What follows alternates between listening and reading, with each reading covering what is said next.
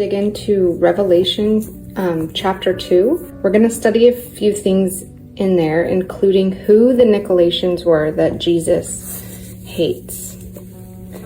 Alright, so first at the beginning of Revelation, I want to show you guys this beautiful artwork of St. John at the Isle of Patmos. Alright, so here's the beginning of Revelation. And over in chapter 2, it says, Unto the angel of the church of Ephesus write, These things saith he that holdeth the 7 stars in his right hand, who walketh in the midst of the 7 golden candlesticks. I know thy works, and thy labor, and thy patience, and how thou canst not bear them which are evil. And thou hast tried them which say they are apostles, and are not, and hast found them liars, and hast borne, and hast patience, and for my name's sake hast labored, and hast not fainted. Nevertheless, I have somewhat against thee, because thou hast left thy first love.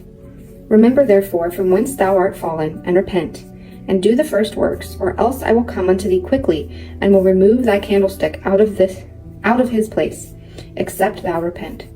But this thou hast, that thou hatest the deeds of the Nicolaitans, which I also hate. He that hath an ear, let him hear what the Spirit saith unto the churches. To him that overcometh will I give to eat of the tree of life, which is in the midst of the paradise of God. Okay, so I found some editor's notes in this Bible that explain who the Nicolaitans were. I want to show you guys. Okay, so here we have a table.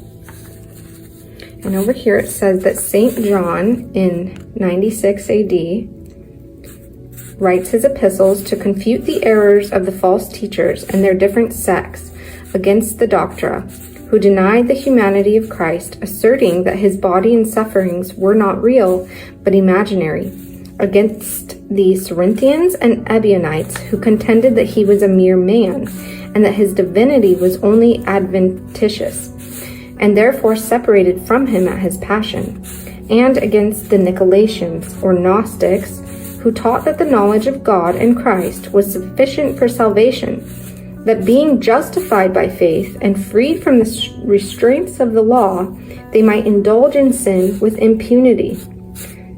So in other words, with exemption from punishment.